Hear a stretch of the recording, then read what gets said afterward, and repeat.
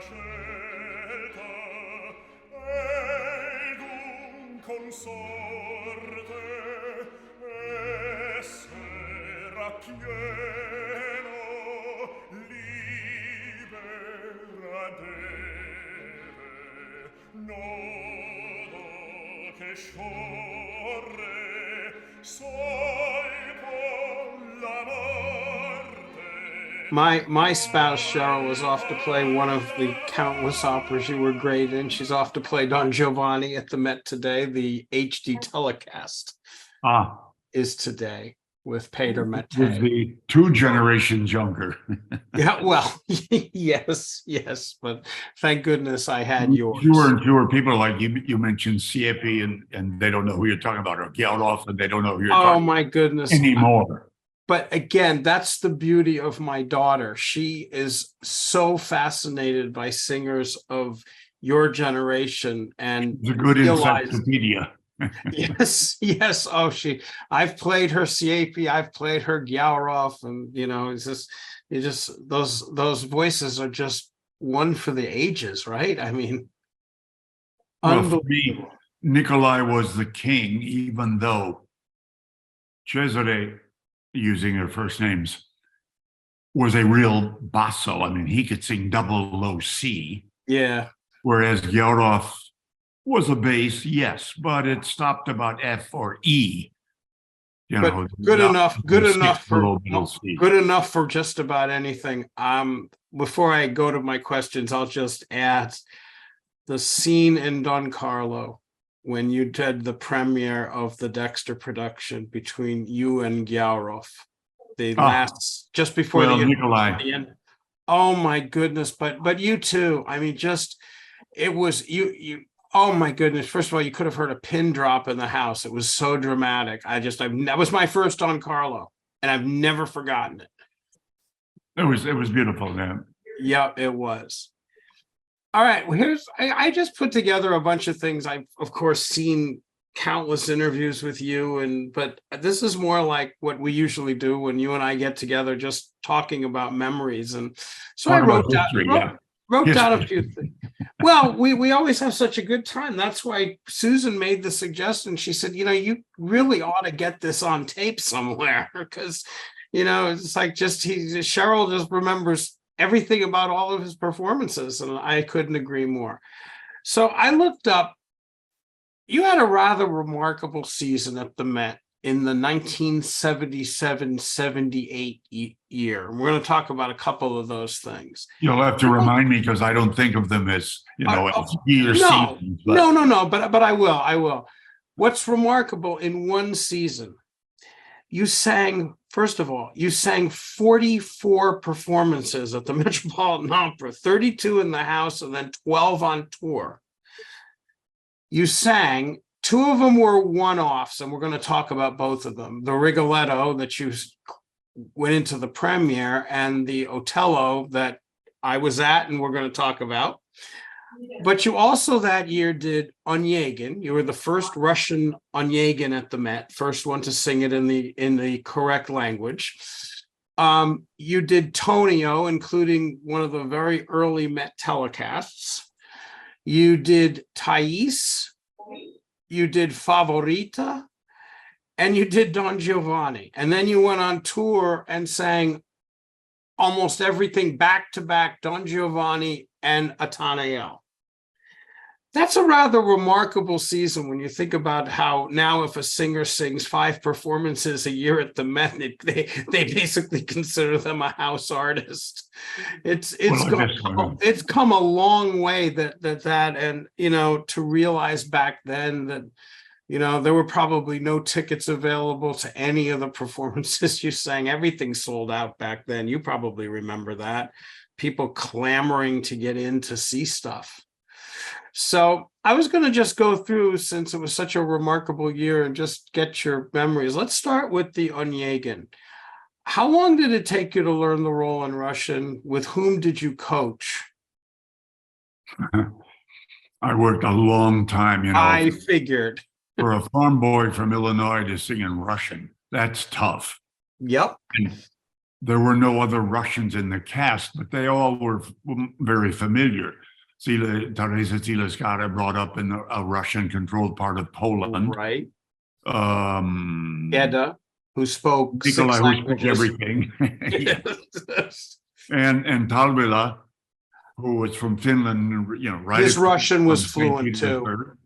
Yeah. So the Russian sound for them was not unusual. But No. for this farm boy from Illinois, oh man, I think you know this. There are sounds in Russian that we simply don't have in American English. Nope. And well, something interesting, because I did work a little bit with who was a tenor of my generation, Russian tenor. He's retired now, but still alive. Who are we talking about? That I don't know. Oh, sure. Oh, heavens. It'll come to you. Age. It's You're okay. forgetting. It's okay. And then they come to you and then they're gone again. At any rate, he said to me, because he studied in Milano, although he's Russian born and that was his native language. He Okay. studied in Milano, and he said, "Oh, I don't do all those funny Russian sounds.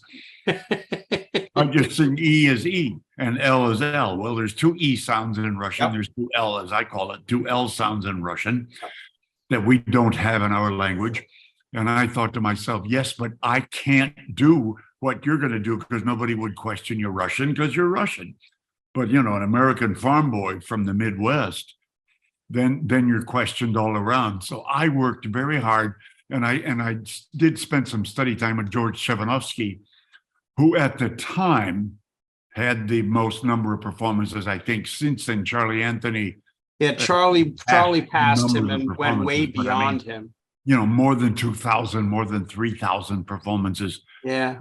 for a leading singer is just unheard of. Yep. I did 625. Well, they have down 622 or 23, whatever it is. And there were two covers. I mean, this has nothing to do with Onegin. It's okay.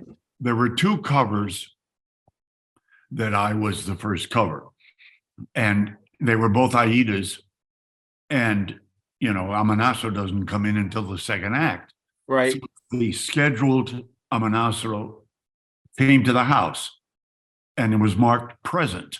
And I was across the street at Fiorello's, and I got a call. Well, I was I'm 5 minutes from the dressing room at Fiorello's, and I think the rule was you had to be 20 minutes minimum or maximum. At any rate, I was called twice over the years that the Amonasro who showed up was marked present. Then he didn't sing it, I sang it. So they don't have down a couple of performances, the extra ones that I did. However, Onegin, that was hard, and to memorize it. In fact, I remember, taking the bus a lot or the subway down to Lincoln Center from 89th and Riverside Drive, where I lived most of my time in Manhattan. Mm-hmm. I was prepared to go blank. Emotionally, I had said to myself, I'm gonna forget something, and I'm just gonna sing nonsense syllables. And I had convinced myself that was okay. Fortunately, I had put in enough time over a year, and with George Chevanovsky's input and other recordings that I listened to in Russian, I didn't make any mistakes, but I didn't know why I didn't. I suppose muscle memory. You did. Earlier, it was the hottest ticket. It was. It really. In English, years before, it was the guns at the time: George London, Leontine Price, Richard Tucker. Yep. I mean, the guns of their time. Yep. Couldn't sell out because it was in English. You do know, don't you? Wrong reasons. Doing it in Russian, people thought, "Hey, this is great," and it was the hottest ticket in town, as you were saying. You do know, don't you, the story about Richard Tucker? He sang the first season of the production that you did, which was in 1957. Oh, my. I was opening night. And how I know that as a fact was my dear friend Raymond Yevik. Oh. That was his first performance. He was named concertmaster of the Met Orchestra. He was 25. He was the youngest person in the orchestra as concertmaster, and that was his first. But Richard Tucker sang that one run of it and then was quoted as saying, "I'm dropping the part because my public doesn't like when I die in the second act." Well, Isn't that a great story? Lenski has some great music. Oh, he certainly does. Sensational.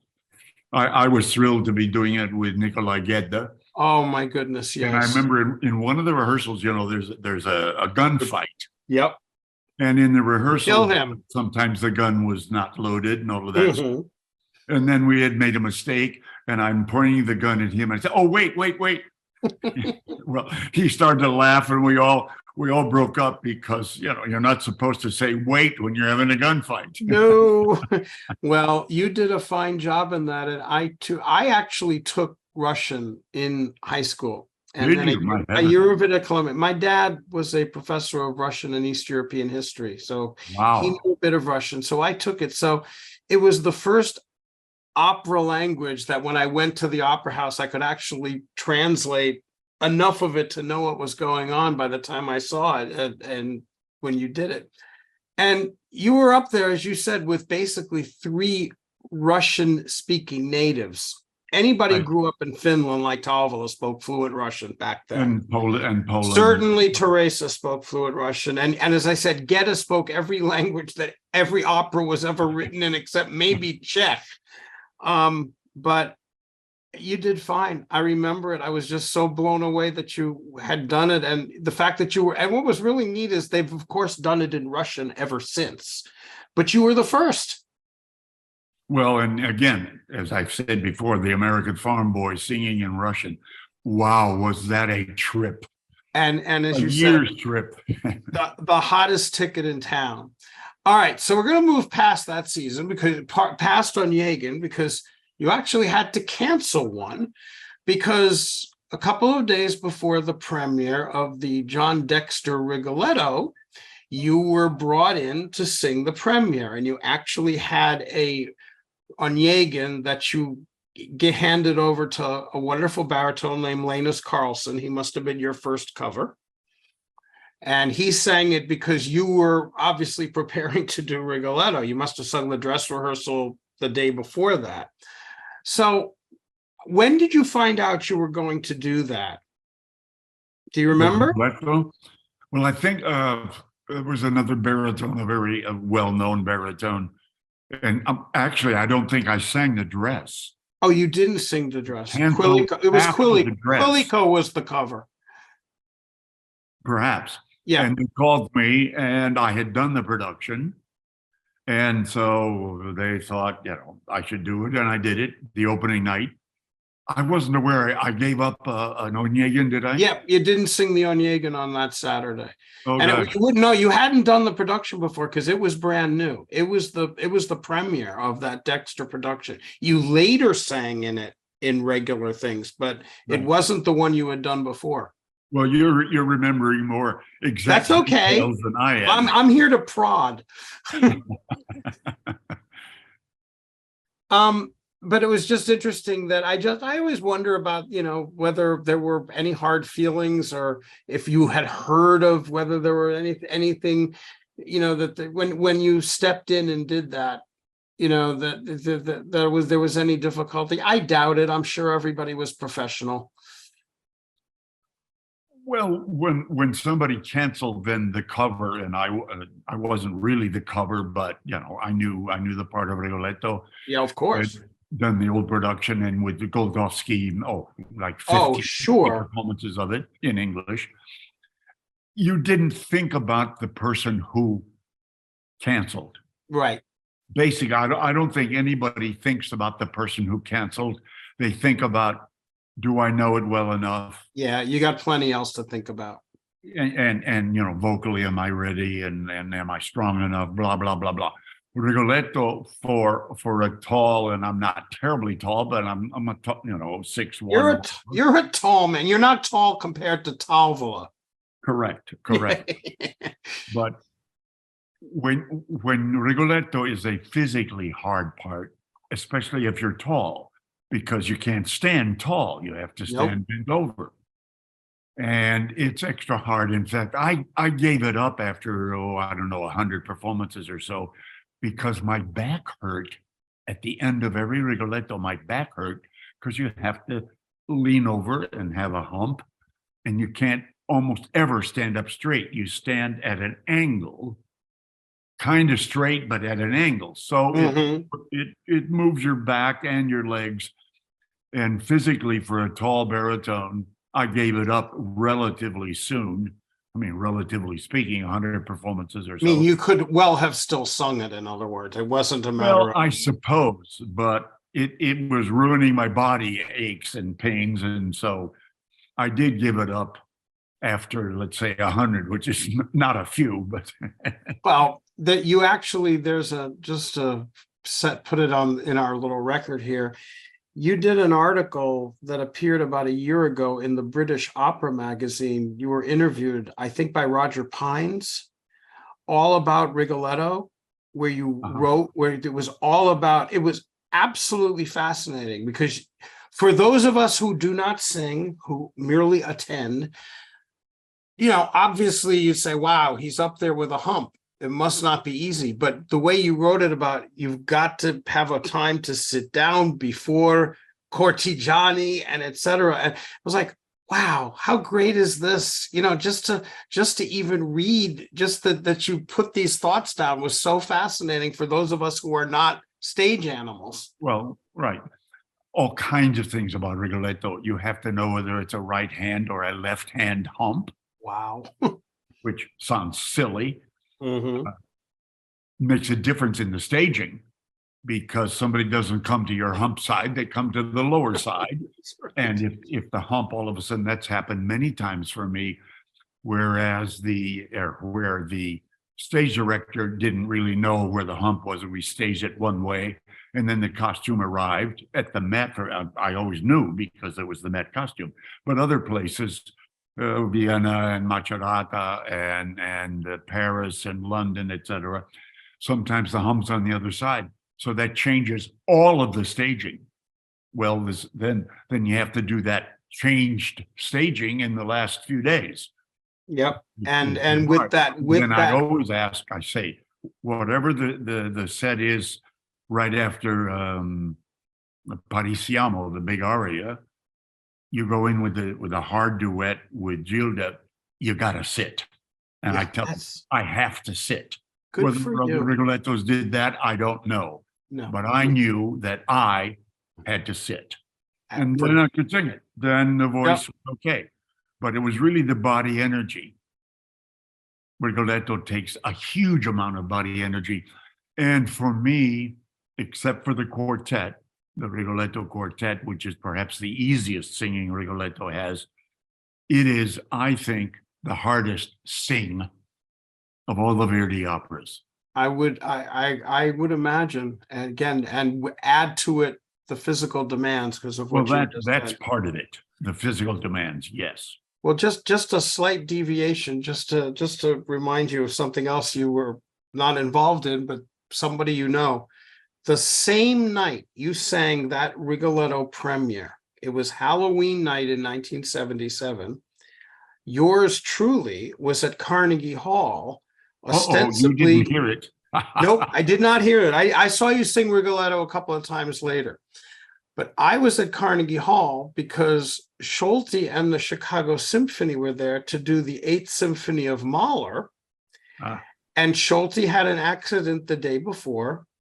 And Margaret Hillis Margaret conducted it. Mahler I Eighth remember Symphony. reading about that, yeah. And it made the front page of the New York Times. So help me God, it said, "Woman steps in for Schulte, gains standing ovation." We've come a long way.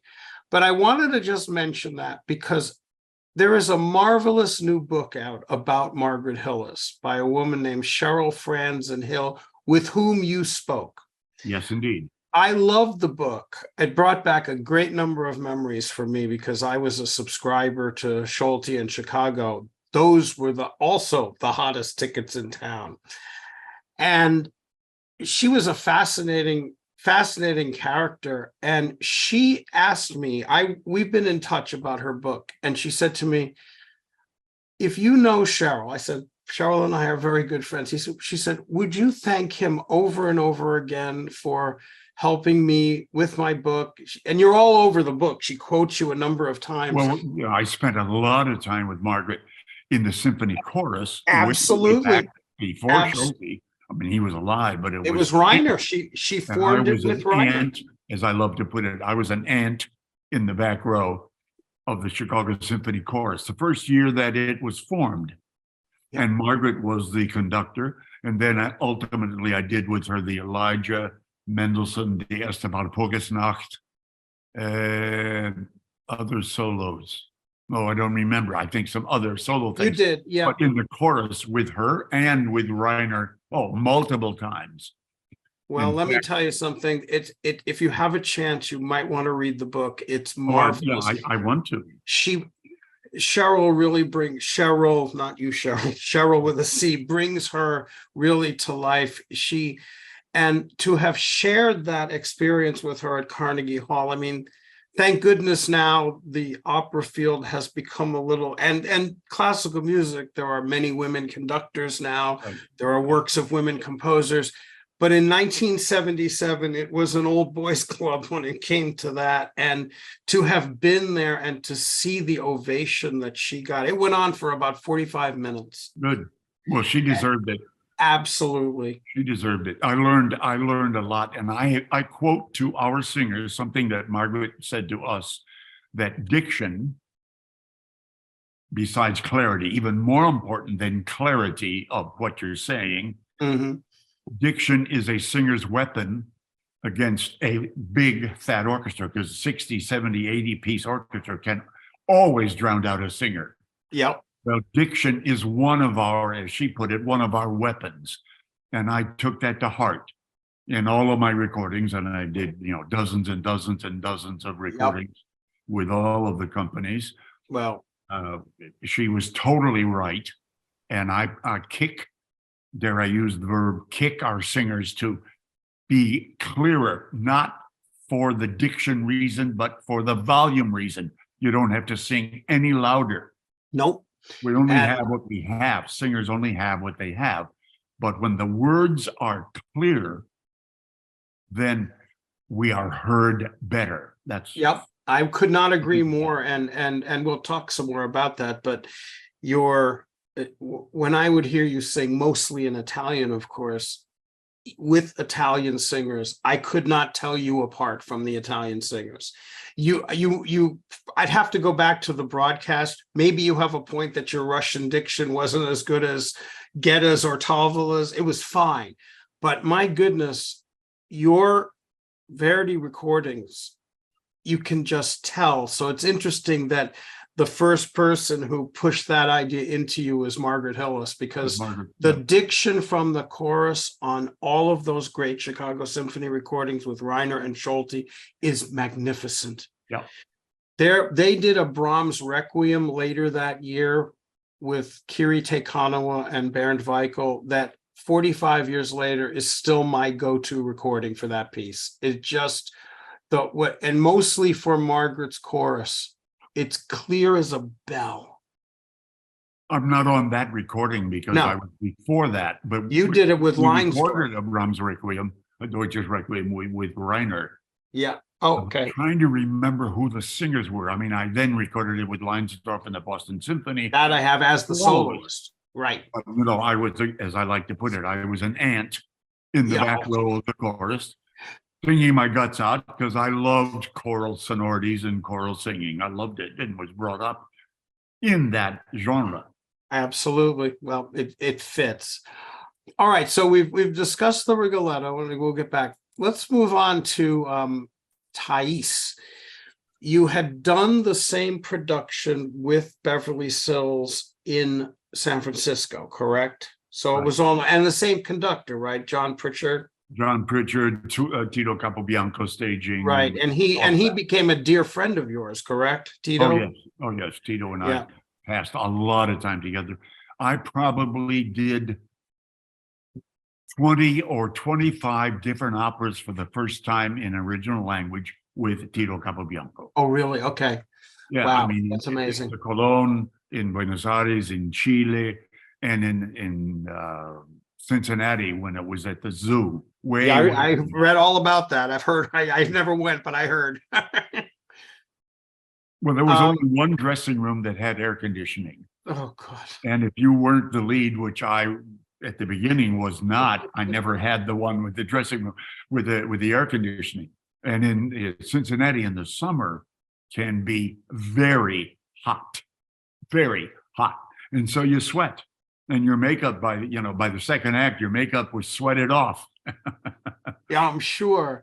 Ataniel, the role you're saying in that's a big sing. It is. It's a big, big sing. And of course, and it's lots of different French. Yep. And what those of us who remember you was all the fuss that you spent the time on stage in a loincloth. Well, burlap, yeah, loincloth. she had the fancy costumes. I had the burlap sack costume. And I can also remember our friend Ray Nevik playing that meditation beautifully. And we just lost him a couple of years ago. Yep.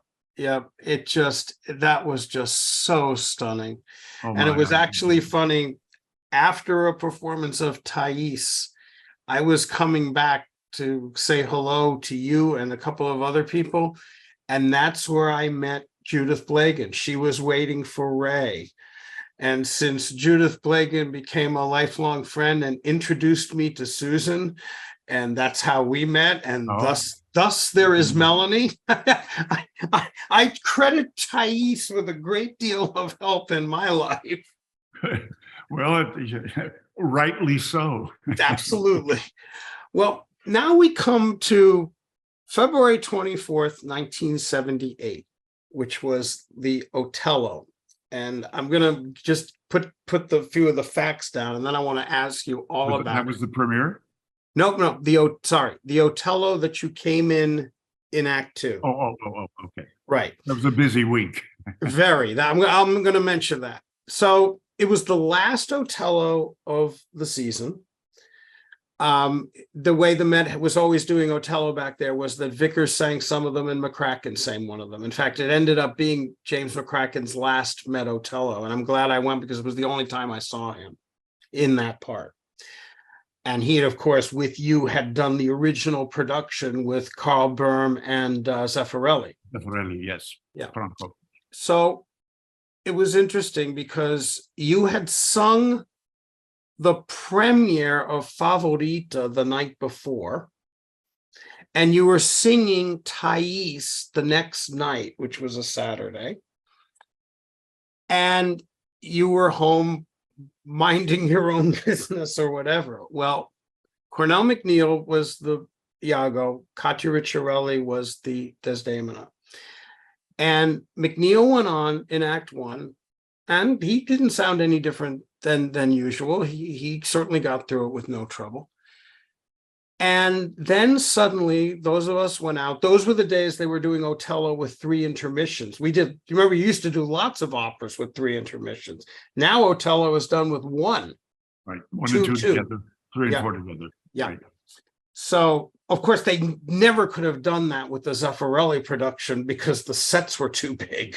We could never have moved them that quickly.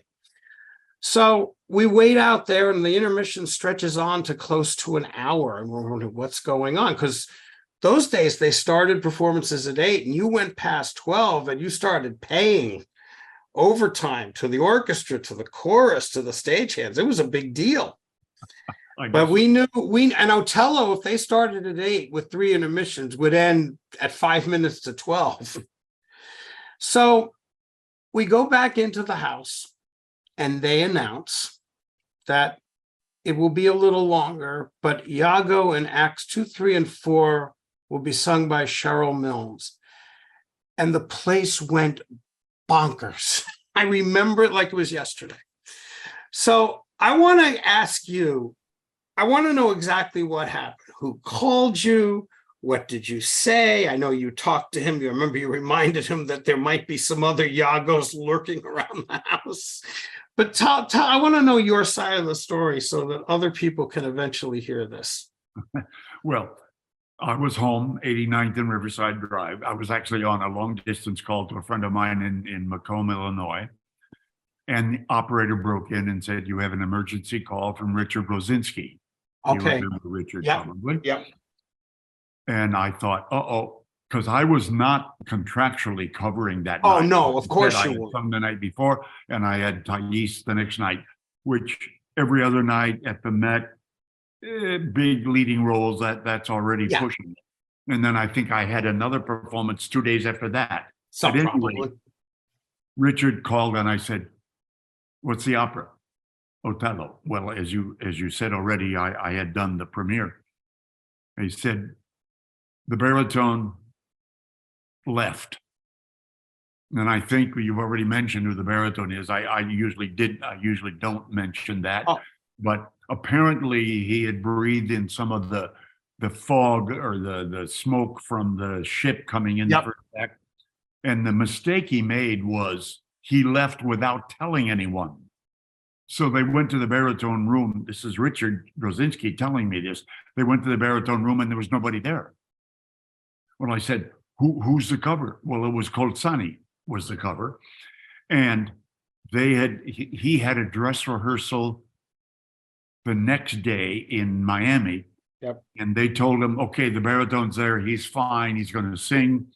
He got on a plane. He was on his way to Miami. Yep. So they couldn't stop the plane, of course. No. But I didn't want to sing it. I had done a lot of performances of it, but I didn't want to sing it. Yep. I had sung the night before, and I was feeling a little bit of a cold, a little bit of a sniffer cold. Yep. And I said, "Well, who else is in town?" And Baquier, he wasn't in town. I said, "Is there anybody City Opera?" They had already asked everybody they could think of, because the City Opera didn't do Otello, so none of those baritones knew it at all. No. And I don't know, maybe I thought of somebody else had already been. Baquier was And actually in the house was for coming- it was- Peleos. It was coming down to, I was the only choice. And I said, "Okay, call me back in 4 minutes."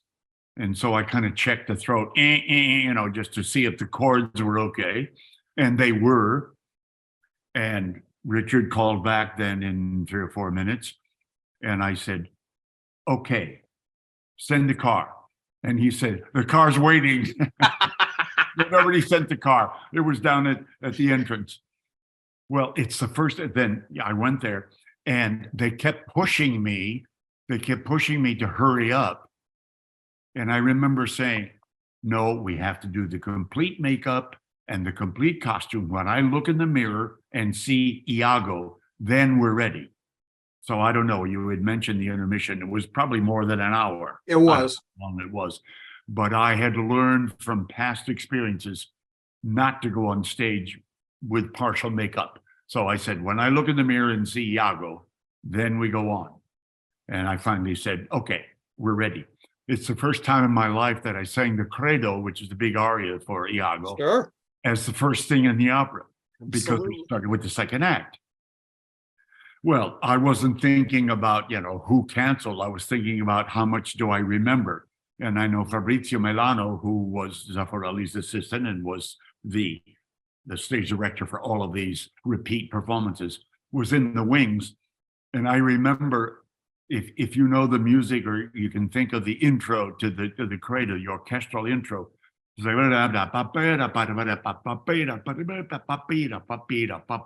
and then the orchestra repeats, except it's exactly the same thing. So I came in, "Non ti cruciar," and Jim was conducting, and he's put his hand up. "Nope, too soon." He didn't say anything. He just put his hand up, and I realized, oh yeah, okay, it's the same music, but I'll wait till the next time. Then we got to the next time, and it was my turn, "Non ti cruciar." And Fabrizio is in the wings, kind of pointing to I don't know if you remember the production, because it's I remember it like it was books yesterday. and maps and Yep. kinds of stuff. It was very detailed. It was. And Fabrizio was in the wings pointing, pointing to that book, that map, this folder, move it there. Oh yeah, oh yeah. I was slowly remembering not so much the character, but the staging, because the character I had done at the Met and many other places. So I knew what my feeling was about Iago, but you kind of forget the details of staging. Well, then I finished the opera, and I was, of course, very pleased that the audience was very pleased. Ordinarily, you left this out. Ordinarily, when there's an announcement about a substitute, the substitute is not as good. No. This They was expect totally it to be different. less. Well, I was at least equal, if not more, because I had done the production quite a bit, and Mac had not, as far as I know. So that was a very busy week. I didn't take curtain calls at the end. You may remember that. I don't. to the car because I had to see the next night. And Well, I was playing it careful. The next night I took the vows. for sure. I Well, had earned the right. two things I remember. One is you mentioned about Nanti Cruchar, but I still, to show you how well I remember that performance, you sang it, and it was right at the front of the stage. It always was. And you'd started it, and then you went like this. You were like, I don't remember. Damn, you did. It was great because those we knew the opera. It's like, that's okay. He's excused. That was my darn it. I shouldn't have Yeah, sung that. no, it was fine. But the other exactly thing was the same music. the jokes that everybody told for that was when they realized everybody knew that you had sung the night before and were singing the night after. And we used to joke that when you had we were figuring it was Levine on the phone, and we were saying Sherrill Milnes probably just dictated his next 10 new productions at the Met while he had them on the phone. Yeah, good. Well, you should have, because you realized a couple of things. That's a huge performance in Met history, because after that night, they changed the cover policy. It literally used to be what you said. If a singer went on, the cover was excused. Then after that, the cover had to be within 10 minutes or 20 minutes, whatever, of the house for the entire performance. They had to change it once that happened, because if you hadn't done it, you can't do Otello without Iago. Right. Well, they would have had to refund everybody's money. That was a big deal back then. Probably still is. I remember way back in Houston, that would be about 4 general managers ago. Walter Herbert was not his German name, but Walter Herbert, who founded the company. There was a barber of Seville, and when you mentioned refunding the money, the Bartolo got the flu, and they announced that we would have to cancel the performance. And backstage, we were trying to figure out what could we do as a performance. And we thought, we could do that duet, we could do that trio, we could sing this. So what does the orchestra have music for? A very important point, all of that. We finally salvaged the production. In fact, I mean, this is ridiculous, but somebody in the audience who had sung it, I don't know, years before, came backstage and said, I sort of know the part. And so we did the whole barber, and this guy with the score in his hand, and I think, as I'm recalling, with street clothes, and we're kind of whispering, okay, down left, down right, okay, close the book, it's my turn. And I remember the Basilio during the La Calunnia, the big aria that Basilio has, he told this Bartolo, who had the open score, said, you can close it now. It's my turn. That's great. Well, what a perfect. We saved the box office. They didn't have to refund the money because they got a performance. Well, guess what? You saved it years later when you did that. So let's see. Same season, then you did Favorita, a new production, and just this past February, the Met, for its every year, audiences for the radio broadcast at the Met are asked to vote to hear an old broadcast, and they broadcast the Favorita. Oh my heavens, I didn't know that. Yeah, and it was magnificent. you sang the crap out of that part. And it was glorious. And of course, to hear Shirley Verrett and Pavarotti and you all in your absolute primes, it's not the strongest work in the world, but again, with that kind of singing, my God, you brought it to life. So, Bonaldo Giotti. and that was another great voice. God, he was rock solid. Remember that? Oh my heavens, yeah. In fact, there's a story. This was the time when mooning was popular. You know what I mean by mooning? Yes, I do. It's no longer done. Thank goodness. Drop their drawers and show their bottom. Well, Bonaldo got a cold or something. And so the stage manager, oh my gosh, again, a name, I can't pop it. O.C. Hawkins? Ozzy, yeah. Ozzy came out in his big booming voice. Oh, he had a great voice, didn't he? And he said, our bass tonight, Bonaldo Giotti, has a cold, but he has agreed to expose himself. Oh my God. Well, as I said, this was the time of mooning. Well, the audience, of course, totally fell apart. And then Ozzy realized what he had said and, the whole mooning thing. Bonaldo, sang beautifully because sometimes with a cold, you can sing perfectly. Sure. If the vocal folds are okay. Let me just throw in something about covering. Sure. I was in Paris doing Trovatore in Italian, and there was a Don Carlo with Robert, a French baritone. I can't think of his last name. I knew him. At any rate, I went to see the dress. And I had a performance that night, the next night, because the dress rehearsal being 2 days before, like the Met usually did or usually does. At any rate, I heard this baritone getting hoarse during the dress rehearsal. And I thought to myself, I was not the cover. I had nothing to do with the Don Carlo. I just went to see my friends sing. I'm in the wings and I thought to myself, he's got a problem.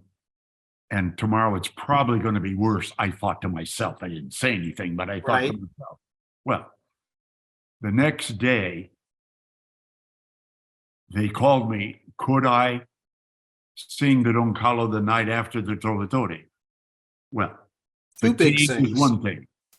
Fatigue, of course, that's a real thing. And I did that in the Otello that we were just talking about. Right. But I also thought about how well did I know Don Carlo? Because Rodrigo, I had sung maybe 10 or 12 times, but that's not 100 times. No. And I thought to myself, you know what? I'm talking to myself. Sure. You know what? There's pages of this piece that I don't know. Yep. And I am not going to sing a few phrases that I do know and then just make up nonsense. And so to the Paris Opera, even though I think every singer feels a responsibility to bail out the opera company if there's a problem, we all feel that responsibility. I thought to myself, I don't know it well enough. And I said, no.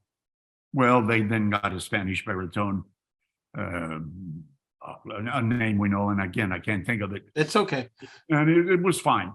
But in that case, I had said no, not because I didn't think I could physically do it. Right.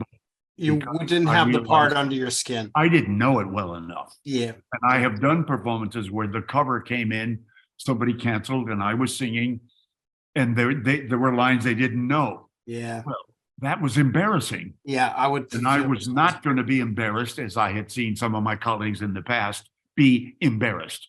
Good for you. It's a judgment call. Anyway, So back to you were still you had done a Tonio earlier in the season, just one. You may have even replaced somebody, but there was another baritone who was supposed to do the telecast of Cav and Pag, and let's put it this way: after the Otello, you ended up in that Pagliacci telecast. Perhaps it was mere coincidence, but I doubt it. And you well deserved it because once again, you were the opening night baritone for that glorious Cav and Pag. in some of this time, I'm sorry to interrupt you, but some of this time, you don't wonder what went on in the administrative office. Right. You No. simply think about your job. Absolutely, of course, of Otello, course. Of course, is And if half they of, said to you, you're of going to Don do that. Carlo, half of Trovatore. It's, well, it's 2 acts, but it's one hunk of singing, not nearly as wordy. And the prologue I had sung in concert and in Everywhere. performances Well, hundreds of times. the So other thing that's is, not a problem. it was also with Teresa, with whom you had done the premiere. And I loved, you told me the story that you and she basically invented the staging that was done for 40 more years of the attempted rape and everything, because Franco never got to you. Right. I don't know why it was, but every time there was a break or the intermission or the rehearsal was over and we never staged it. And finally, she and I went out in the hall and we sorted out something. Apropos of that, I did a Pagliacci in Munich many years later with Teresa Storatas, a great stage player, Without a doubt, and a wonderful singer. And it was an old production. So as you probably know, in the European system, you have 1 or 2 rehearsals and you're on. I was about to say, really? New productions, you get weeks, but old productions, you get 1 or 2 rehearsals, boom, you're on. So you have to know what you're about. Well, we got to that fight and we didn't like the staging. It was very simplified and kind of dumb, I thought. And I said to Teresa, why don't we do what we did at the Met? She said, great, we'll do that. And so we brought that rehearsal time into play in Munich in that performance. Well, that you can't always do that if you haven't done it with that colleague. No, but you had the same 2 colleagues, and we brought that staging, which was wonderful, to the Munich production. Well, another anecdotal thing was I had a ticket I was a student, so I had a ticket way up in the family circle that night. And I walked up to the house and somebody said, would you like an orchestra seat? I said, sure, why? He says, I want to go home and see it on TV. Which shows just how, how how long we've been around opera, that the television was such a unique thing. It was the 4th Met telecast. It was your first. They had started the year before with Bohème, and then Rigoletto, the one you sang the premiere, Mac did the telecast, and then they did a Don Giovanni with Sutherland, and then the Cav and Pag. But if you watch that performance, it's really something. It was Tatiana Troyanos and Placido in Cav, and she was as magnificent as a Santuzza as I had seen. And then you, Placido, singing both parts, and Stratus in the Pagliacci with that wonderful Canadian baritone, Alan Monk. Remember him? Sure, of course. He was Silvio. Glorious, beautiful voice. And that's the one, if you watch the video of it, Placido trips over the table. I mean, he made it right part of the action. But it was funny because I'll never forget, I hadn't seen it quite in the house, just watching you by the side of the stage, passing him the knife. That must have been part of what Zeffirelli had you do. You just went, basically, yeah, you take care of her right here. It was just, I caught it on the telecast. I didn't catch it in the theater. Well, cameras are interesting. Or I can understand that gentleman saying, I want to watch it on television. I guess, yeah. Because there are close-ups.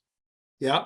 There are close-ups. And so you see the faces, you see the sweat, you see in a way, you see the technique, the muscularity.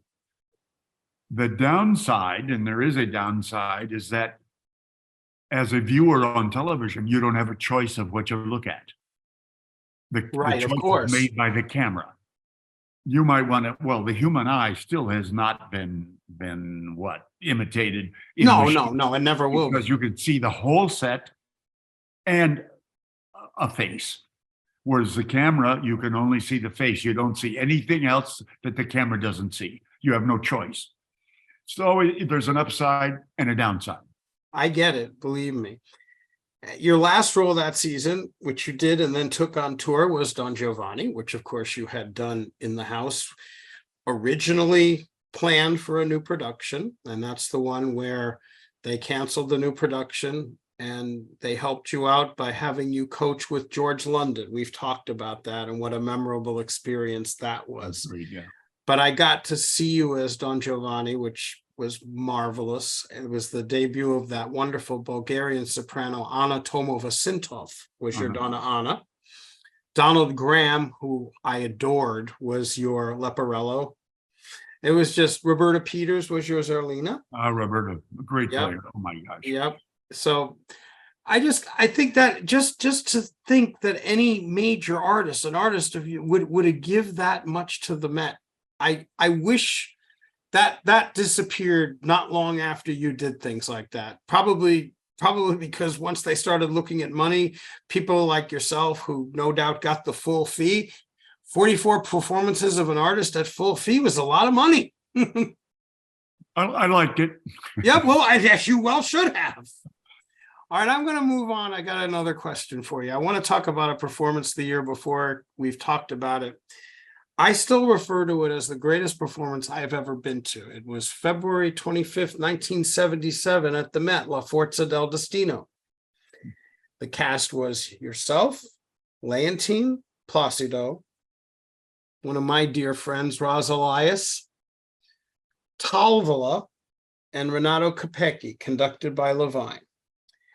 And I tell people about this because people don't seem to realize, now, since maybe a couple of years after that, the Met announced its casts for each performance at the beginning of the season. So if I wanted to see Sherrill Milnes in Forza, I knew which ones you were singing.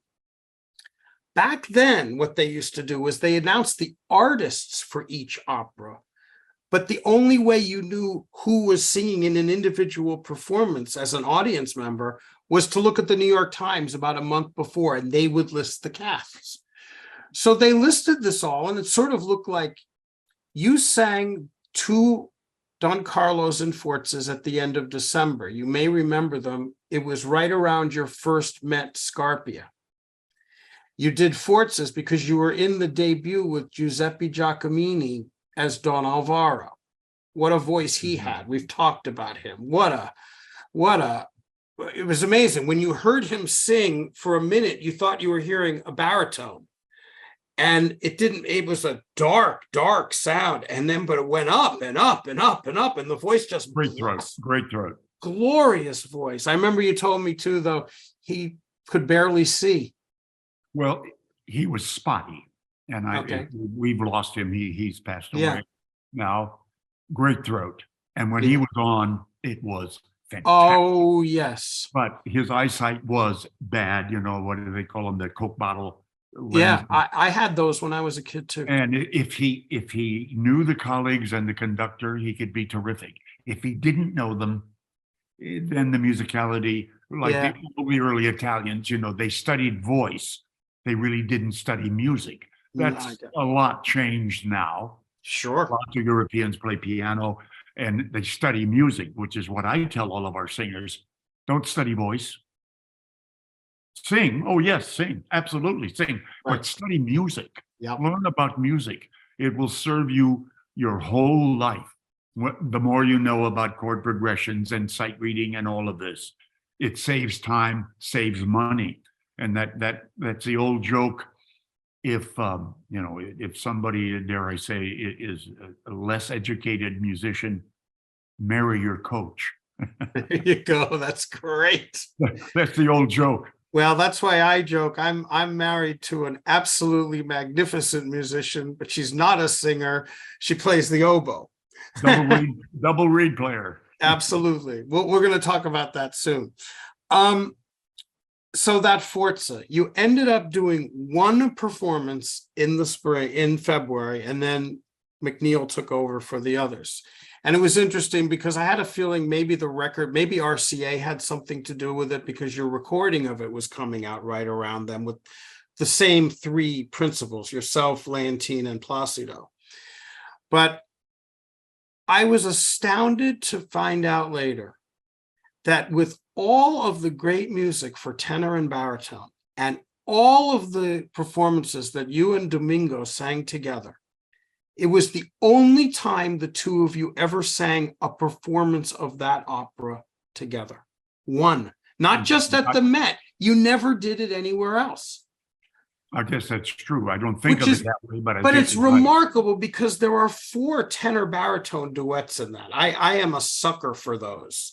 And I do remember when you did your concert with Placido at the Met, you did the 2 big ones with when you did the concert with Levine in 1983. You did, and you did your aria, he did his aria, but you never sang the opera again. I also remember a remarkable, and you and I have talked about this, Placido insisted on transposing down the Sleale duet, which, as you said, it's the one that you did performances of it where they cut it, which is really sad. It's a Lots great of times duet. it's cut, yes. Yeah, but he wanted it down a half tone, so you capped it with a B flat. I have a Oh, I pirated figured- I had to get even a little bit because Well- the fact is that they didn't tell me until the performance okay. that whole scene was down half a step, not a modulation, just the whole scene was half a step lower. Well, while on the one hand, that's not a huge amount, on the other hand, it does change the color. feel. And the flat color. D, E flat, E natural. Changes the feel of it. So I if you want to say, I got a little bit even, Well, putting in an extra high note, okay? and I have a recording of that performance, and of course, Melanie and Susan, a number of years ago at a guild luncheon, Susan took a picture of you. Your son, Sean, helped set it up. I have a picture of you and Placido with my arms around each of you. So Susan took the Forza program from that night and my ticket stub, and it's framed on my wall with the picture of me with the 2 of you. And it just, I can still recall that night so well. That was singing of just, let's put it this way. Whatever anybody talks about the golden age of singing, I would hold that performance up as well. Not just, the 3 of you were great together, but there's something about that particular piece it's so testosterone laden for the tenor and the baritone. Did you enjoy singing that part? Oh, yeah. Oh, Yeah. yeah. I sang it quite a bit, but yeah. as you said, with other tenors in Vienna, in Paris, did I do it in San Francisco? I don't know. Lots of places. Yes. And a little anecdote about Leontine, who was the queen. Yes. I like to say her sound was like an avalanche of sound, just poured out. Mm-hmm. But Leontine was always a bit careful about personal relations. And at the end, near the end of Forza, I've had a fight with a tenor and I'm wounded and dying. She comes back up to me and I stab her, I kill her. Well, I'm dying way upstage and Leontine walks up to me with her back to the audience and said, very uncharacteristically, Leontine, you sounded like $1 million. And then I had to kill her. And I felt guilty. After she had said those lovely words, I had to put the knife in her gut. Yep, and that's and you die, and then you die, and then she dies. And she dies, right? Yeah, it's just one of my favorite operas, and I have a pirated recording of it that someone did. I got it 40 years later, and we have a little saying in our house when Garry starts talking about old performances, and we've sort of come up as we always say, all right, let's listen to it and find out, was it that good? Or for that matter, was it that bad? And the 3 votes in the Spector household are, yes, it was that good. Well, I should hear it sometime. I don't think I've ever heard that. Let's plan to share it sometime. We'll listen to it together. That would be a treat. Well, you mentioned Leontine and Domingo. We talked about, as far as I can tell, you recorded 5 operas together: Aida, Trovatore, Forza, Tosca, and Tabarro. Aida, Tabato were with Leinsdorf, Trovatore and Tosca with Meta, and Forza with Levine. But it's interesting, all that, I looked it up. You actually only sang 3 performances together at the Met. You were all in the new production of Trovatore. You were the kid on the block at that point. You were in 1968. Oh my But heavens. you only did 2 of them with that cast, and then it started changing, as things often did. And then the Forza we discussed. Was it a nice triumvirate though, working the 3 of you together? Were you close personally? Did it transmit into working together as well as you did? You know, when you sing a performance, of course, there's some ensemble things, there's duets, trios, quartets, etc. But by and large, if your colleague is normally healthy, you sing it the way you sing it. Okay. You don't change it Okay. because your tenor or your soprano or your mezzo changes names. You don't change it. Mm-hmm. And so I guess I have to say, I really don't know. Okay. I That's say a good- I sang it. Okay. Well, it's interesting because, of course, I still think from the day that UC Burling and Robert Merrill went into a studio to sing a set of duets, it was in 1950, including the Pearl Fishers, which put that opera on the map. And everybody, that turned the tenor baritone duet into something far more than it might have been otherwise. I really do believe that. Because you never see It's superior to the rest of the opera. correct. It's the best It is. music. Absolutely. Not all of the music in Pearl Fishers is as But- beautiful as the duet. Yeah. No. There is no. some other great stuff. The tenor aria is beautiful. Yep. But I got to see, but I'm pleased because again, at the concert you and Placido did, you did that duet. Yeah. And I got to see you sing it live. And of course you did it. But one of your first recordings was a duets album with Placido, singing most of the ones we've discussed. And I remember, the times we would get to see you, and of course that Forza stands out, but of course what really stands out was seeing the 2 of you in Otello. I saw you with McCracken. We've talked about this. For some insane reason, you and John Vickers, both of whom sang well over 30 performances of Otello at the Met, came together at Lincoln Center for one performance. You did a whole tour of it with him, but you sang only one performance at the Met in the June Festival in 1973. I would have loved to have seen that because I would have loved to have seen how you played off him. I mean, he and McCracken and Domingo were as different interpreting the title role of Otello as any 3 singers. And trust me, they were all great. They were different. I mean, John, I've often said it like this. John Vickers was like an oak tree that is chopped down but never moves until the very last connection to the roots are there. Then he, whereas Placido, every time there's an axe cut or there is some doubt about love or Desdemona, you felt him weaken.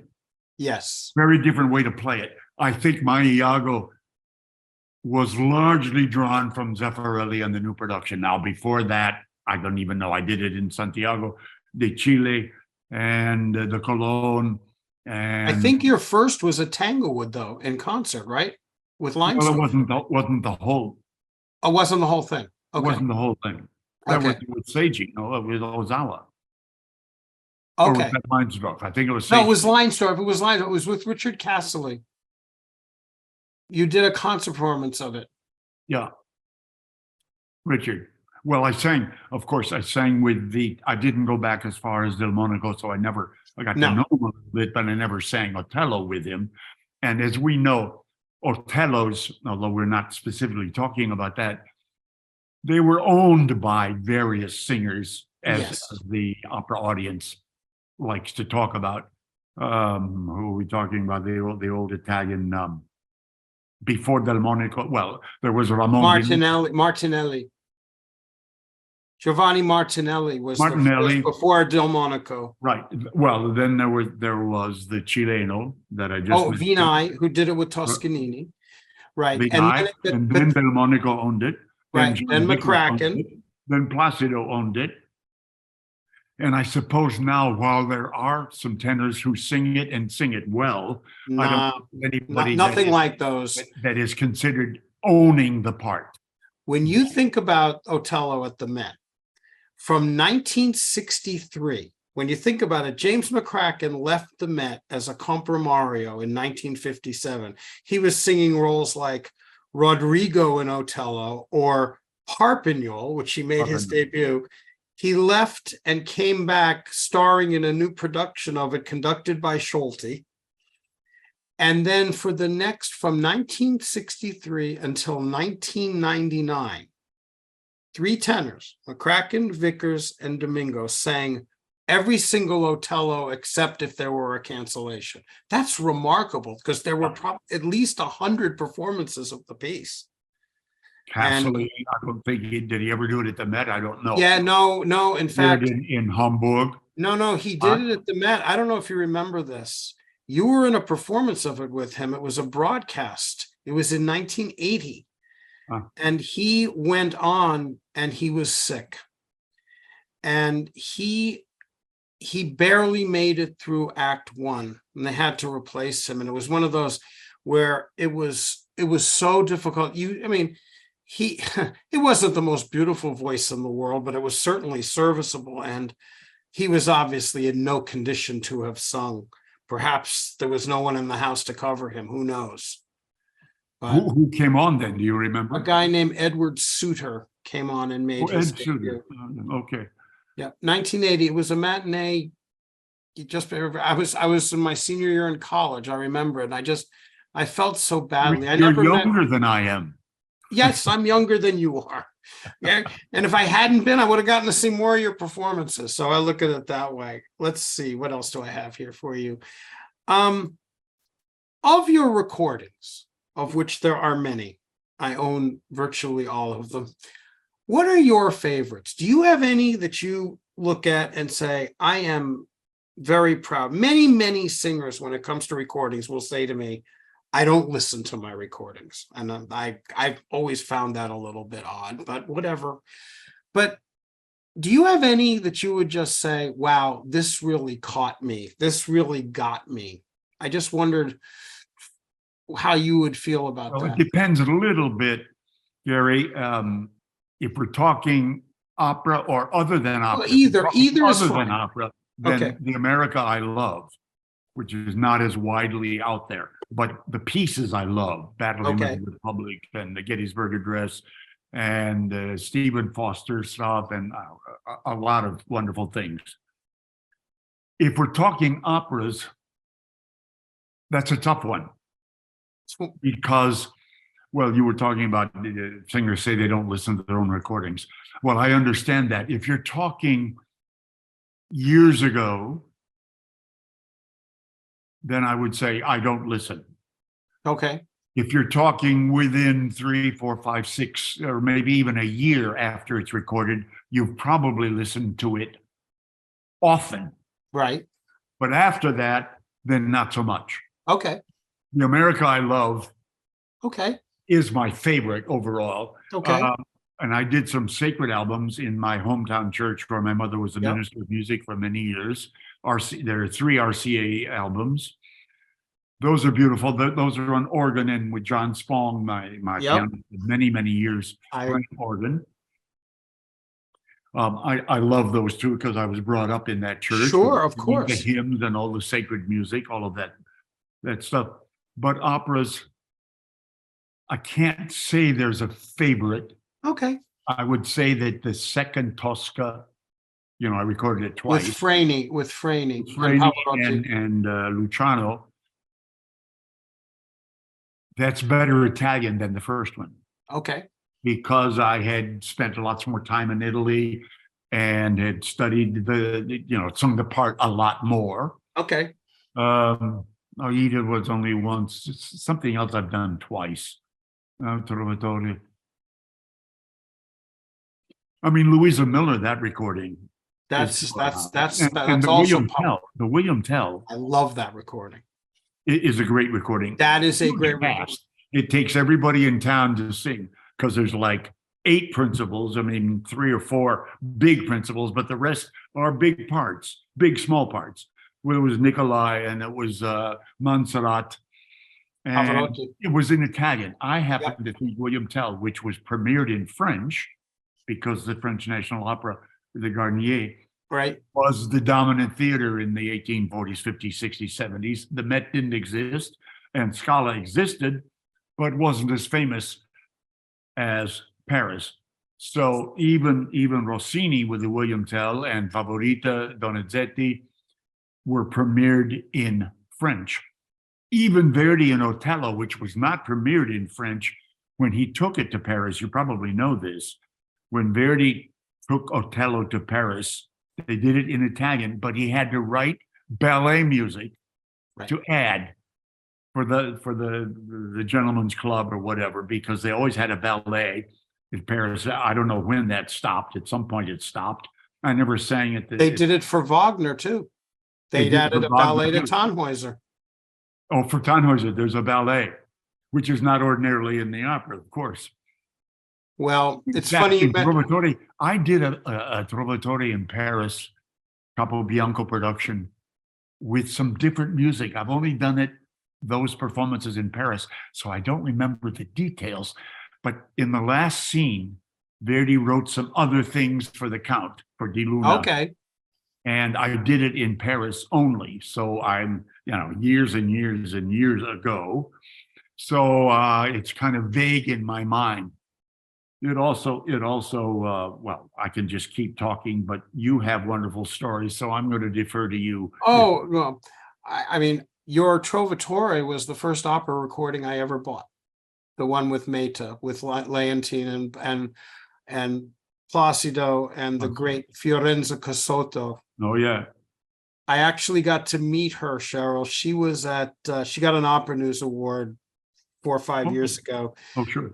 And I don't speak much Italian and she doesn't speak much English, but one of the people with her translated for me, and I told her the same thing, that it was my first opera recording, and she threw her arms around me. What a sweetheart. Oh my goodness. And what a voice. A great throat, yeah. Oh. She was one of those singers who sang through full voice every scene in the dressing room before she stepped on stage. I remember going by, I never went in to tell her to be quiet.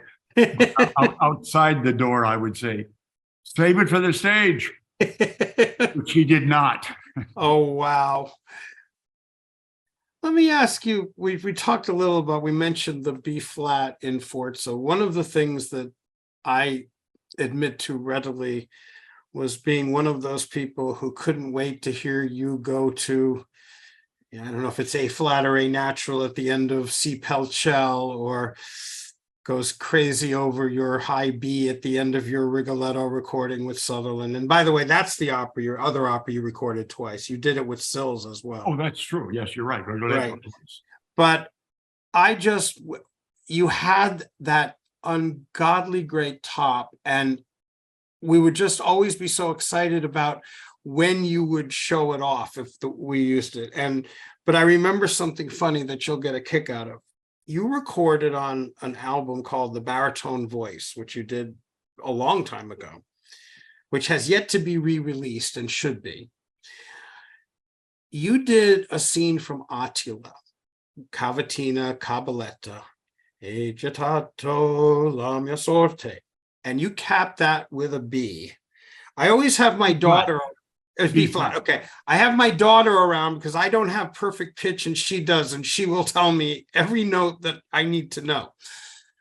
And I remember I was in high school and somehow that recording crossed my threshold. And I was like, I cannot believe any baritone could sing that. So later I heard your recording of the work. You recorded the full opera with Gardelli. Right. With Bergonzi. And I think Christina Deutecom. Exactly right.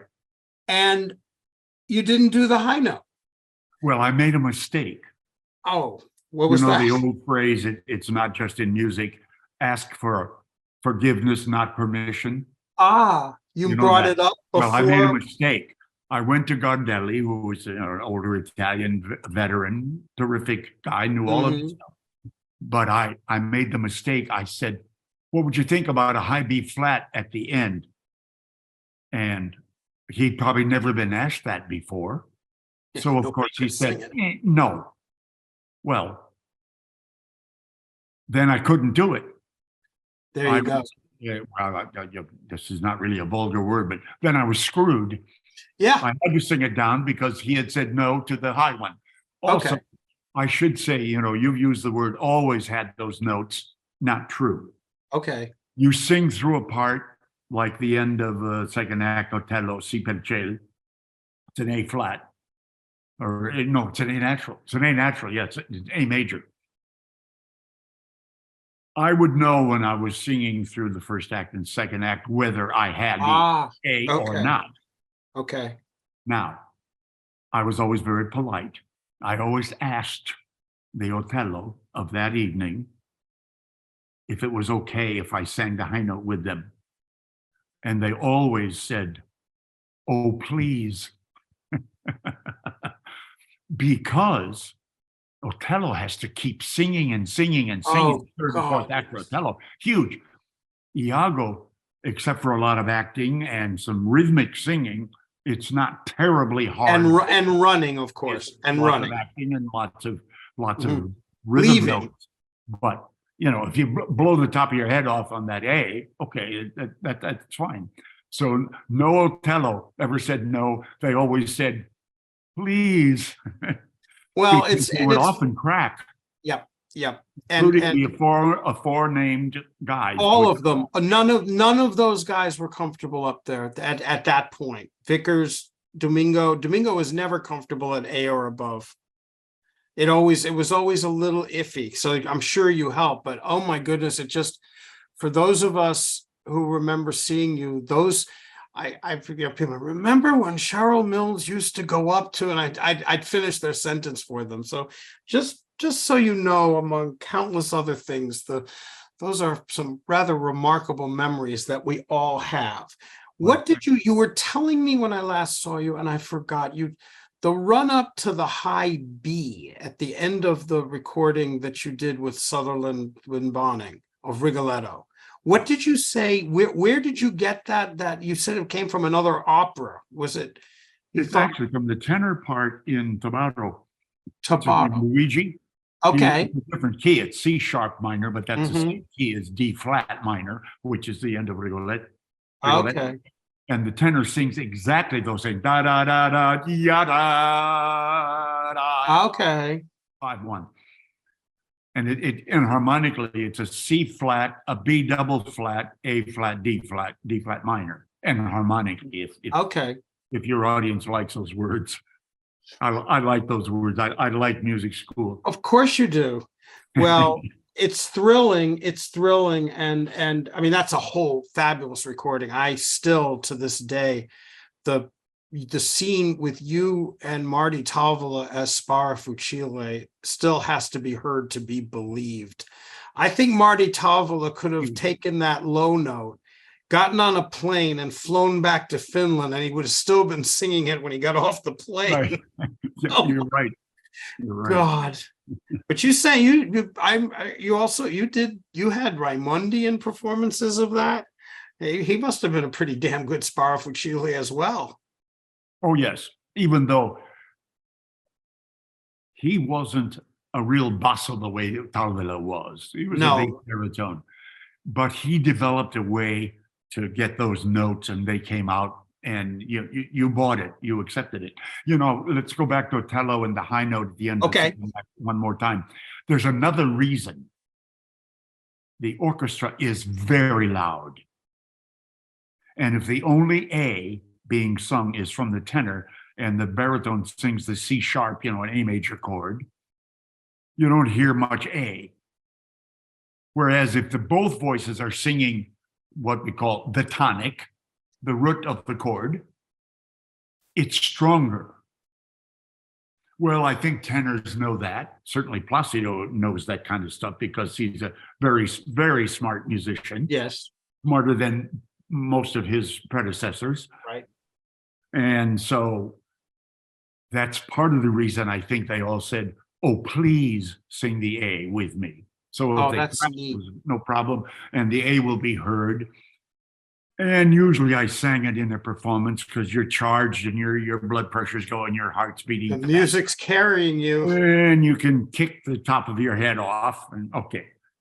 Anyway, Well, that's enough of that. every time I saw you sing that glorious part, you sang it, so I didn't miss anything.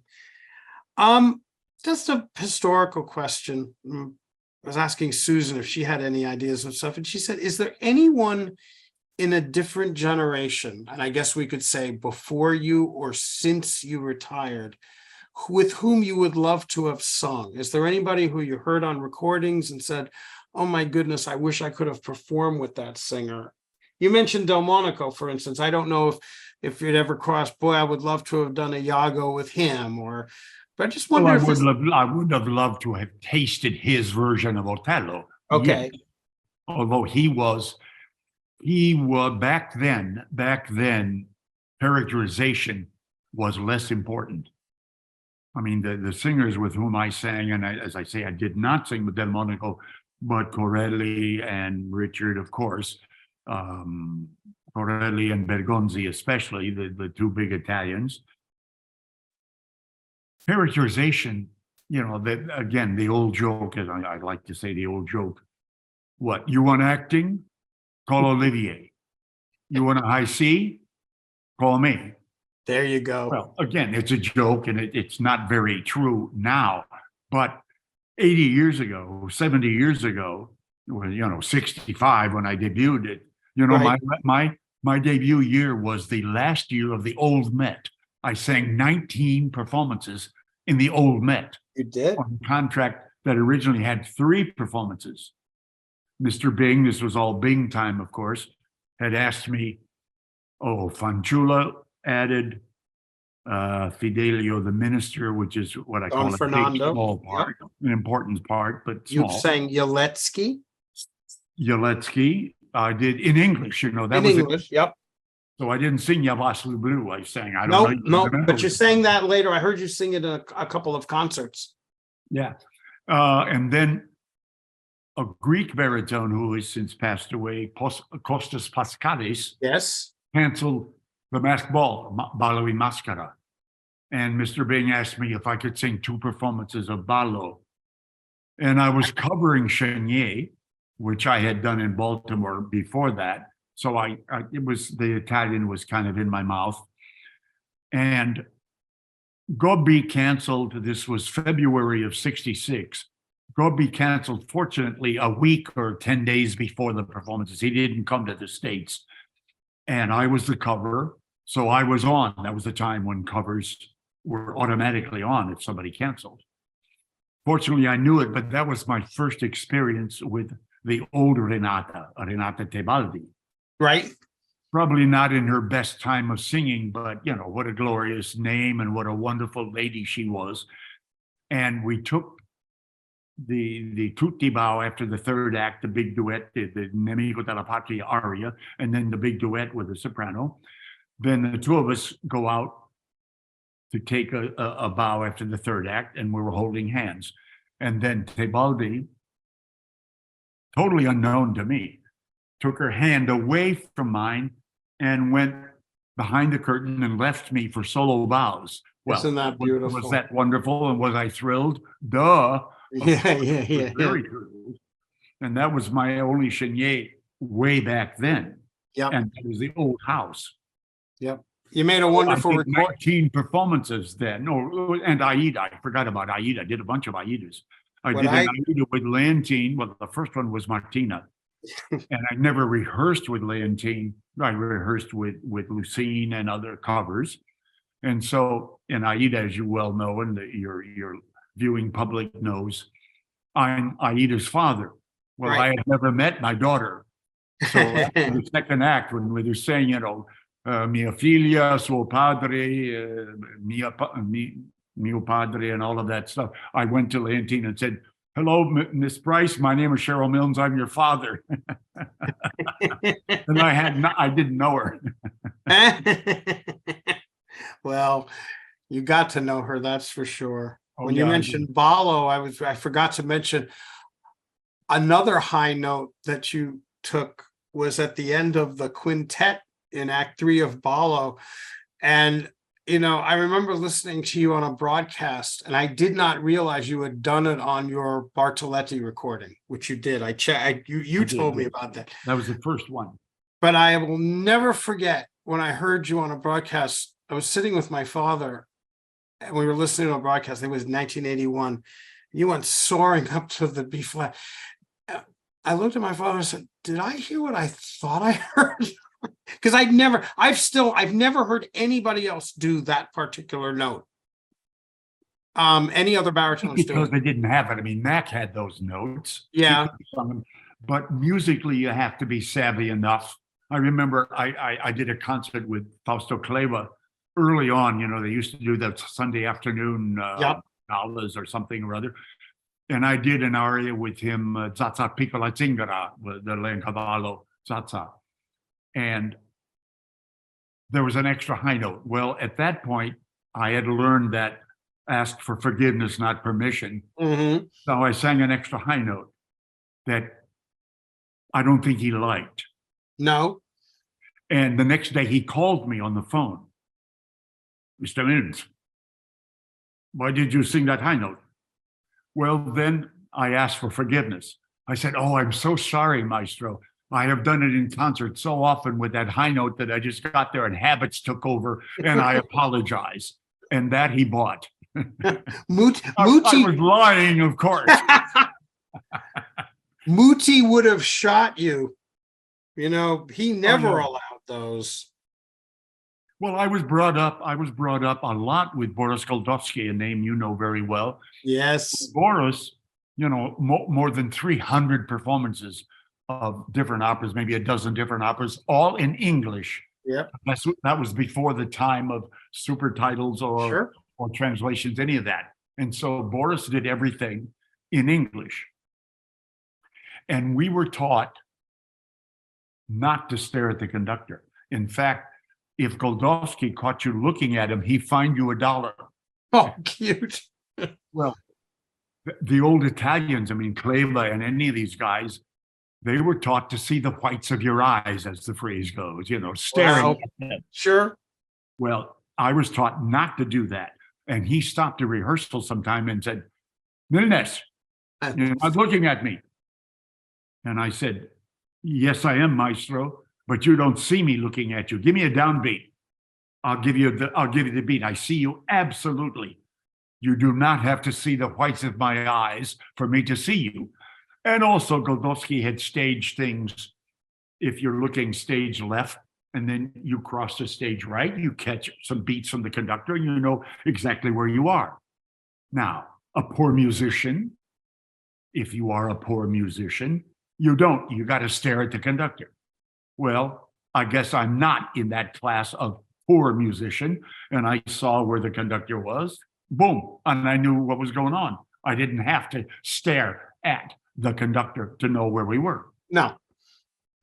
Well, I got a kick out of when you pointed out Don Fernando, because you told a story at the tribute that you spoke so eloquently at the Guild about John Vickers, when you said you were waiting in the wings in Act 2 and you heard him sing his big aria as Florestan.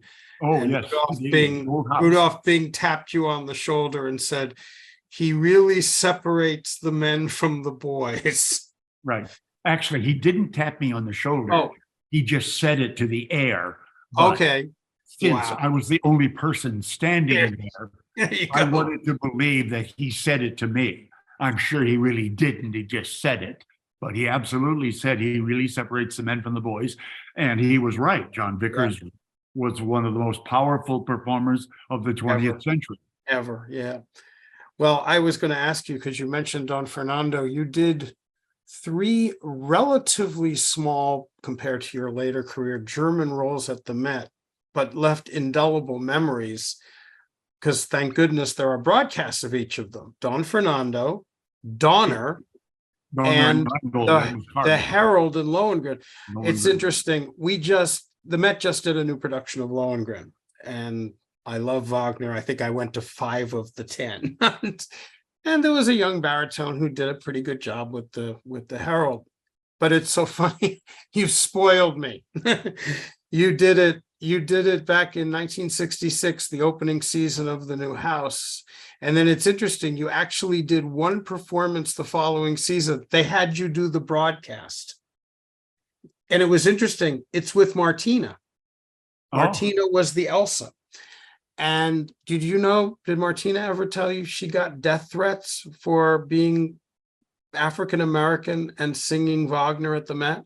Oh my heavens, no. She never told me that story. That's terrible. Isn't that horrible?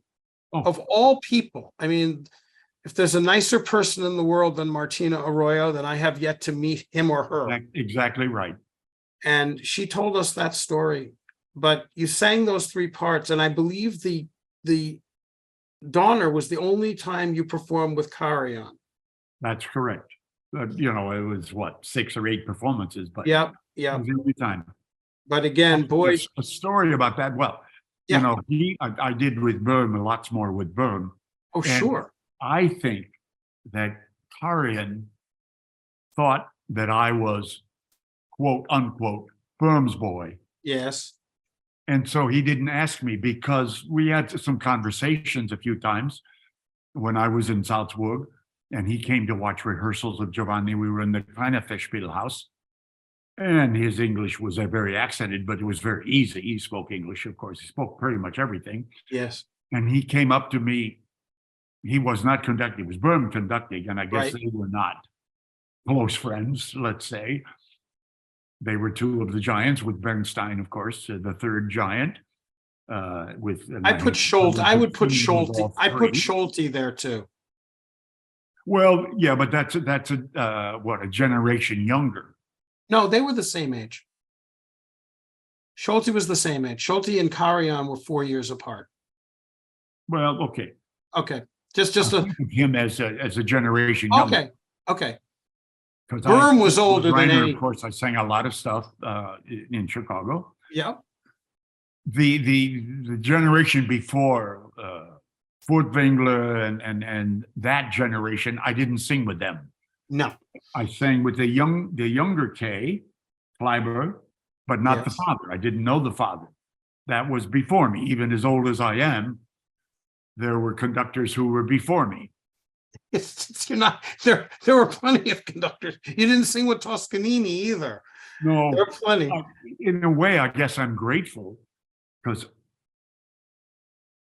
although I just read the latest biography of Toscanini, as did I. That was something. Well, part of it sounded like he just was mean to everybody on the one hand, and on the other hand, if he enjoyed your musicality and the way you sang and the way you interpreted and you were faithful to the composer, he left you alone. He loved you. So I don't know which was the real Toscanini. But you know what's interesting about Toscanini? I grew up listening. My father loved Toscanini. My father was born in 1927, so he was 8 years older than you. So he grew up hearing Toscanini's NBC Symphony broadcasts. And we had his opera recordings. And I once said to him, for the most part, why is the singing lousy?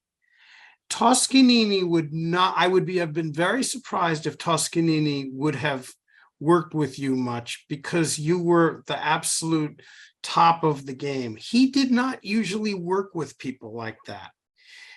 I mean, Richard Tucker sang Radames with him. He was very, very young and almost an unknown. But he used singers like Herr Vanelli. In other words, and for instance, Giuseppe Valdengo, you probably know that name, the baritone, the Italian baritone. He was Toscanini's Falstaff. He was very good.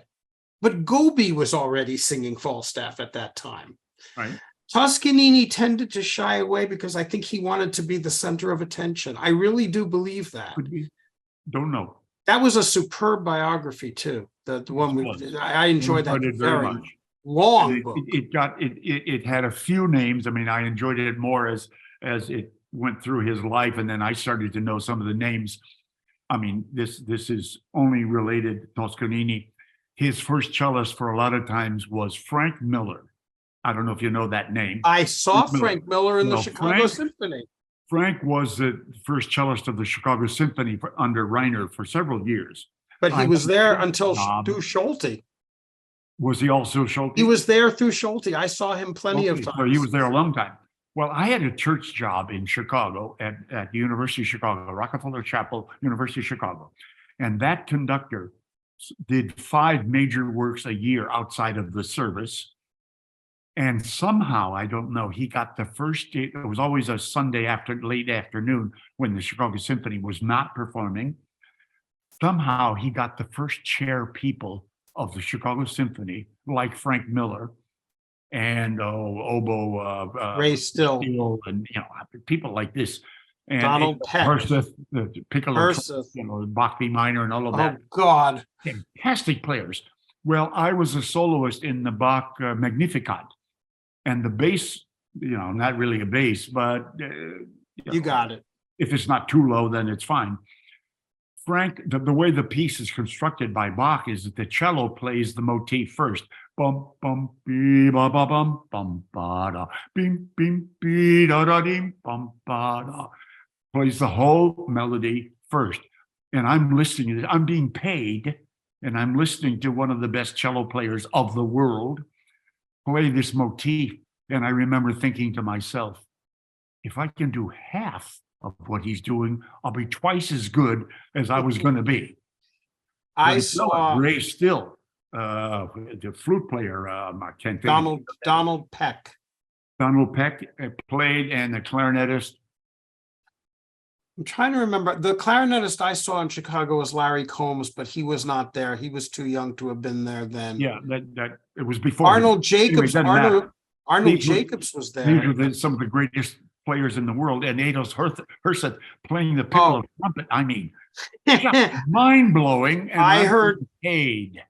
Herseth paid. paid. You go to Tanglewood for to hear these people with the Boston Symphony, where I was, of course, with way back. That was Munch time Boston Symphony, before Leinstorff, before Jim, before Seiji, before all these guys. Munch. Yep. Well, after Kusevitsky, I never heard Kusevitsky conduct. Funny, the last the thing. I went to Tanglewood in 1960 with George Shirley, who we both just enjoyed. What Indeed. a mensch! He was honoring him. What a mensch! Oh yeah. Well, I told Maria about this. I want the two of you to be my guests at the Guild luncheon in November, because Jim Morris is getting feted. Oh, good. So I would love. What's the date? Do you remember? November the 9th. February 9. November 9th. I mean, November. No. Yeah, the Tucker Gala is the 29th of October. So come and stay in New York. Probably be there and then come again. We'll see how that works. Some last downside thing, to not living in New York. Yes. Last thing, I'm going to let you go. But you mentioned Ray Still, and my wife, who has, played for you at the end of your career, and you were another person up on stage at that point. She was trying to learn the operas, although I think I told you that you were the Scarpia on the day I met my wife. Judith Blagan introduced us after the matinee of Figaro, and we went to the cafeteria and we sat there for 4 hours and talked. It was you, Pavarotti, and Carol Vaness. Oh. And as I tell people, 3 wonderful artists, including my absolute favorite. And to this day, I could not tell you how you were, because I was so smitten by having met Susan. 9 months later to the date, we got married. Oh, well. So you were part of my first conversation, because you were up there singing voices over the cafeteria speakers. And Sherrill, I didn't hear you. Well, I'm sorry. No, you mentioned Carol Vaness, who in her best time was a wonderful my singer. God, was she Wonderful ever. singer. we might want to think about giving her the Milnes Award one of these years. She's, she teaches at IU. She's a real pedagogue and just a lovely human. Indeed so. Let's think about that. But I Yes. wanted to bring up Good race thought. though, because Susan just so loves the thought that you came to singing via, as she says, and you say, music, via instruments, via virtually every instrument in the orchestra. And Susan wants you to try to find one of your oboe reeds or your bassoon reeds. Impossible. That's too bad, because what she said, there is a journal that I doubt you have ever read. It is the Journal of the International Double Reed Society, of which Susan is a member. And Susan said, if Sherrill Milnes could find an oboe reed or a bassoon reed, we'd get the cover story with pictures. But that said, she actually said she wouldn't mind, even without the reed, sometime maybe doing something like this and talking to you about when you played instruments, particularly wind instruments, because there might be an article there. It's so novel. You don't see a lot of singers do this. Well, I suppose that's true. I also was a sousaphone tuba player and trombone a little bit. I did my student teaching, if your audience knows what student teaching is, in instrumental music, not vocal music, but instrumental music, because I have Bachelor of Music Education and a Master's of Music Education. I was going to teach. Yep. And I thought, if I'm in front of a band or an orchestra, I want to look around. And I did, when I was getting my master's, I taught in a little K through 12 school outside of Des Moines. I wanted to look around, and especially brass, and I would see somebody playing second valve, and I could say, you're playing a wrong note. I didn't hear them. It's first valve, it's A flat. But you can That's see the it. first valve. The second valve is A natural. Well, I wanted to know that, and I did. Now, not so sure. Paradiddles on drums, and actually cello and harp. I never studied cello and harp. Everything. But you played the double bass, so you were you knew about the lower dance parts. band, pizzicato. I mean, Yeah. dance band. Well, that's fantastic. Hundreds of dance jobs. The only conductor I have heard about in my time of people who Susan knows that did something. Apparently, Santi played tons of instruments too. He knew how to. Susan told me he used to, he would occasionally just go over to someone and say, "Hey, let me try that," or something, and he could actually look us up. Plus, he loved to sing. Oh yes, Nello Santi, an undervalued conductor. I'm right with you. Yeah, I sang I'm right with you. many dozens of performances with Nello. Susan adored him, and he was sort of dumped unceremoniously by the Met, and it just yes, and lived in Zurich. Yeah, did very well there. Did very well. He was the head of Italian opera there, and I would talk to people, singers who would go over there, and they'd come back. Oh, I got to work with Maestro Santi. My God, what that man knows. Yeah, and solfege. That's what you said. Anything. A master. Well, listen, this has been a blast, and maybe we can do this again. I'm sure I could. It's just to recollect with you, and just to hear the people you've known, and just your amazing recall is a joy. But we have another date. But maybe the next time you're in New York, we're going to spend an evening. We're going to listen to that Forza del Destino together. Okay. Because that would just add to it. It really was that good, as I said to you. Well, so if I don't see you before then, I will see you in Savannah for Don Giovanni. Good. Or as Melanie is now saying, she sang the Queen of the Night in Eugene, Oregon. So she was the Queen in Eugene, and now she's going to be Donna Anna in Savannah. The Anna will serve her better than the Queen, because too many sopranos can get stuck with. You can sing the Queen, and that's kind of the only thing you do, because you got all those extra high notes. Yep, I think so she's has high notes, but not her voice, high and key. oh my goodness, her voice is just growing. I thought she was fabulous at the gala with the Quando Menvo. Yes. Daddy was in tears. Good. And of course, we had the sideshow of Mignon Dunn. Oh we won't go there. but as I said before, no one's ever going to forget they were there. Right. So, okay, where'd I go? Hang on. There you are. There I am.